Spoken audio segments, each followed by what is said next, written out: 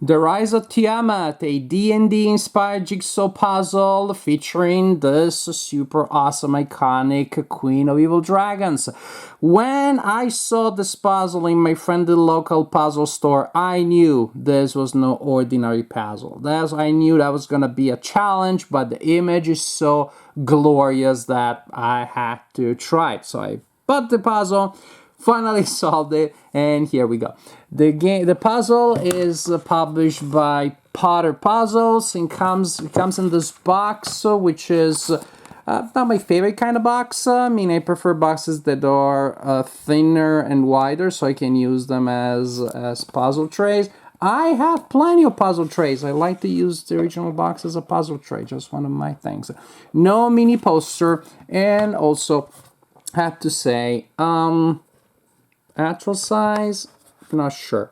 No, the standard size is a little smaller that you see here in the on the back of the box.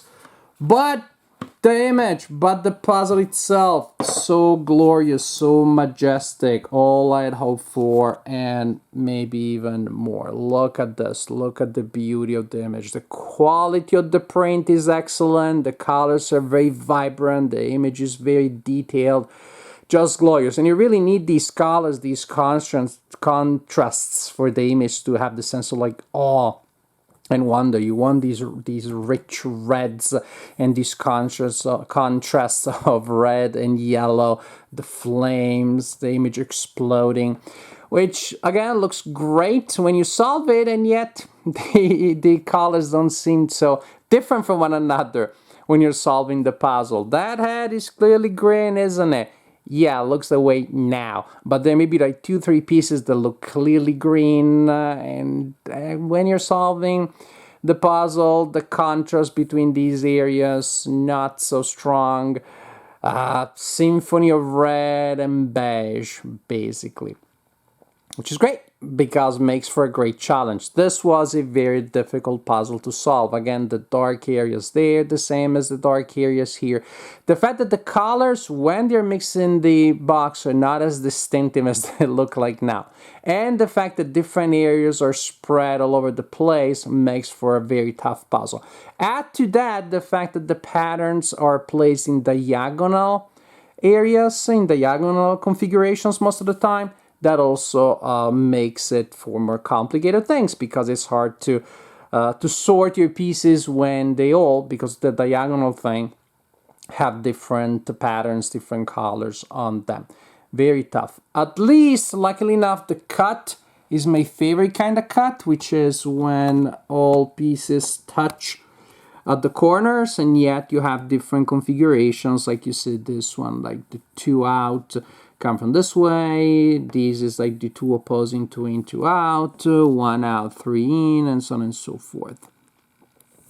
Another important thing I want to mention is the fit is excellent, meaning that the pieces really fit together well. You don't have to struggle, you don't have to push them in, but once they're in, you can reliably lift up entire sections of the puzzles, or the entire puzzle actually. I solved it in my puzzle table, and then I transferred it to my mat to move it to the game studio where I'm right now filming. And to transfer it, all I did was pick it up, and the whole thing came with me. Excellent fit, which of course makes it easier if later you want to frame it, but also just as you're solving it, when you need to move a section of pieces around, you can do so very easily.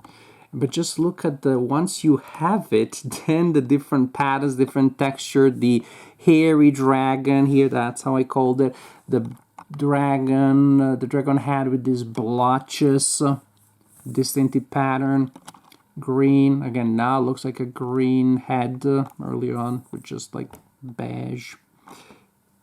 The scale or the dorsal fin, so to speak, of this other guy with this like standing out eye. A lot of epic details.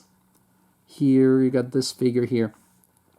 So I started with the edges, which were not a problem at all. And then the only other area which also was not a problem was this one. very distinctive. After that, it was very rough sorting, sorta orange pieces, sorta brownish beige pieces, sorta. And again, the white pieces were also very distinctive, but as you can see, it's all these diagonal lines, and you may even know that this one probably goes there, but you don't have the attaching pieces, so that makes it hard. And so after some very rough sorting, I was attacking areas one at a time, but also not. So I was sort of like solving all sections at the same time, meaning I would pick up a piece. Again, no, this one was actually I could do. I think I did second. And I'll just pick up a piece like kinda goes that area, kinda goes that way. There's another distinctive area. But after that, I sort of pick up a piece and say, okay, it looks dark enough, it probably goes here. And I would temporarily place in that area until I have enough and I was able to attach pieces. This one, it took me forever to figure out they didn't belong to some of these other areas here. And that happened in several cases.